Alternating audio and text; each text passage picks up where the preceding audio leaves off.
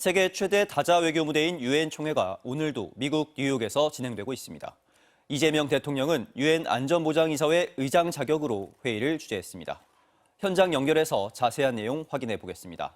정상빈 기자, 우리나라 정상이 회의를 주재한 건 처음인데 어떤 주제로 진행이 됐습니까? 네, 우리나라는 유엔 안전보장이사회에 항상 참여하는 상임이사국은 아닙니다. 그래서 비정기적으로 회의에 참여해 왔는데요. 1995년과 2013년에 이어서 작년부터 세 번째 임기를 수행하고 있습니다. 특히 유엔 총회가 열리는 이번 달에 안보리 의장국을 맡으면서 이 대통령은 한국 대통령 사상 처음으로 유엔 안전보장이사회 토의를 주재하게 됐습니다. 이번 회의에서 회원국들은 인공지능과 국제평화, 안보를 주제로 토의를 이어갔습니다. 이 대통령은 AI 시대의 변화가 가능성과 위험성을 모두 내포한 만큼 변화를 기회로 만들기 위해 책임 있는 이용의 원칙을 세우자고 제안했습니다. 네, 회의 전엔 스콧 베센트 재무장관과의 면담도 진행이 됐고 다른 유엔 회원국 정상들과 회담도 했는데 어떤 내용들이 오갔습니까? 네, 이재명 대통령은 안보리 토의 시작 1시간 전에 미국 스콧 베센트 재무장관과 만났습니다. 이번 면담은 미국 측 요청으로 뒤늦게 성사가 됐는데요. 이재명 대통령은 한미 간의 통상 협상에 대해서도 양국 모두의 이익이 될 수 있도록 논의를 이어가자고 얘기했습니다. 이 대통령은 또 어제 체코와 우즈베키스탄에 이어서 오늘은 이탈리아, 폴란드와도 정상회담을 이어갔습니다. 이탈리아 조르자 멜로니 총리와의 회담에서는 AI와 방산 등의 협력을 발전시키자고 했고요. 멜로니 총리도 빠른 시간 안에 한국을 방문하고 싶다고 화답했습니다. 이 대통령은 내일은 뉴욕 증권거래소를 방문해서 미국의 경제, 금융계 인사들과 대한민국 투자 서밋에 참석합니다. 핵심 투자자들에게 새 정부의 정책 기조를 설명하고 또 한국에 대한 투자도 요청할 계획입니다. 만 하루 정도 남은 일정을 소화한 이 대통령은 이후에 한국 시각으로 내일 오전에 귀국길에 오를 예정입니다. 지금까지 뉴욕에서 MBC 뉴스 정상빈입니다. 정부조직법 개정안이 오늘 국회 본회의에 상정됩니다. 방통위를 대신할 방송미디어통신위원회를 설치하고 검찰청을 폐지한다는 내용입니다. 반대 입장을 분명히 한 국민의힘은 필리버스터를 예고했습니다. 공윤성 기자입니다.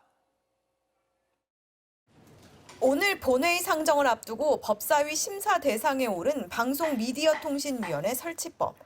해당 법안이 본회의를 통과하면 자리에서 물러나야 하는 이진숙 방통위원장이 국회 법사위에 출석했습니다. 국민의힘은 사실상 이 위원장을 내쫓기 위해 방통위를 없애는 것 아니냐며 공세에 나섰습니다. 위원장 한 명을 내쫓기 위해서 이렇게 관을 없애는 이런 조직 개편을 하느냐. 그러자 이 위원장은 갑자기 방송과 언론은 국민의 것이 되어야 한다는 주장을 폈습니다. 방송이나 언론은 어느 대통령의 소유물이 돼서는 안 된다. 윤석열 정부의 소유물이 아니었던 것처럼 이재명 정부의 소유물이 될 수 없다. 방송의 정치적 중립성을 스스로 거론한 건데 이 위원장은 지난해 보수 유튜브 채널에 출연해 민주당 등 야권을 노골적으로 비판한 바 있습니다. 민주당이나 이 좌파 집단은 우리가 상상할 수 있는 모든 것을 하는 집단이다. 이 때문에 감사원은 이 위원장에게 정치적 중립 위반이라며 주의 조치를 내렸습니다. 민주당은 이 위원장을 향해 자중하라고 질타했습니다. 본인을 쫓아내기 위해서 국가기관을 설립할 정도로 그렇게 한가하지 않습니다. 그러면서 해당 개정안에 대한 토론을 표결로 종결시켰습니다. 국민의힘은 토론마저 일방적으로 종료시키냐며 항의했지만 방송미디어통신위원회 설치법은 다수결로 가결됐습니다. 여야는 또 검찰청 폐지를 골자로 한 정부 조직법을 두고도 정면 충돌했습니다. 헌정사상 우리가 헌법을 하고 나서 이번에 이 개편안이 가장 크게 많이 바뀌는 거예요. 그러면은 국민들 입장에서는 제도에 대해서 굉장한 혼란을 일으킬 수 있는 부분이고요. 수사권이 통제받지 않는다라든가 이런 우려는 일부 정치 검찰들이 법무부 내에 중수청을 둬야 된다는 그런 주장을 하기 위해서 하는 그런 잘못된 비판이라고 생각합니다. 하지만 정부 조직법 역시 경론 이후 여당 주도로 가결됐고 오늘 본회의에 상정될 예정입니다. MBC 뉴스 공윤선입니다. 유엔 일정을 마친 이재명 대통령의 다음 행보는 경제였습니다. 세계 최대 거래소인 뉴욕 증권거래소를 방문해서 글로벌 금융계 거물들에게 한국에 투자해달라고 했습니다. 정상빈 기자입니다. 미국 내 마지막 일정으로 세계 금융의 심장 월가의 뉴욕 증권거래소를 방문한 이재명 대통령은 한국 주식시장이 저평가된 원인들을 제거해 주가가 더욱 올라가게 만들겠다고 공언했습니다. 저평가 원인으로는 남북 갈등으로 인한 지정학적 리스크와 불투명한 기업 지배구조, 주가 조작 등 시장의 불공정성을 지적했습니다. 좋은 주식이라고 사놨는데 어느 날 보니까 갑자기 물적 분할이나 뭐 이런 걸 통해 가지고 알맹이가 싹 빠져나가는 그런 황당한 일이 벌어지기도 하죠. 이 대통령은 주가 조작에 엄정 대응하고 상법 개정을 통해 기업의 불합리한 의사 구조를 개선하겠다고 약속했습니다. 또 북한 1년 국내 총생산의 1.5배에 가까운 한국의 국방비 규모를 언급하면서 국방력을 강화하는 동시에 대화를 통한 한반도 평화 조성에도 나서겠다고 밝혔습니다. 한국의 지정학적 리스크, 남북 대치, 군사적 대치 때문에 오는 불안정성, 이로 인한 저평가 문제도 앞으로 많이 개선되게 될 겁니다.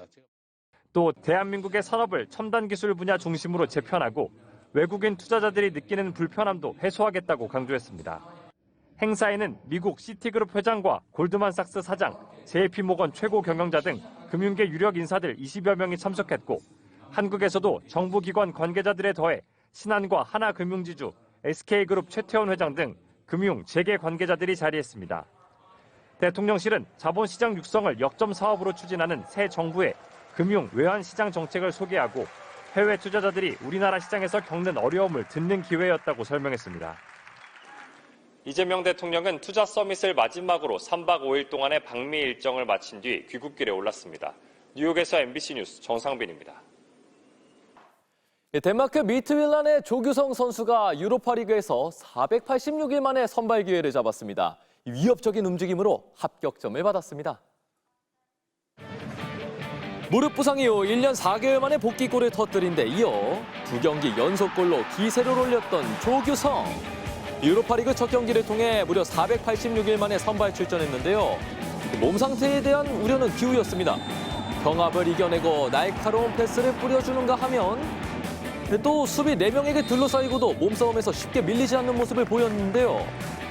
심지어 회심의 헤더슛까지 시도했지만 골키퍼 정면으로 향한 게 아쉬웠습니다.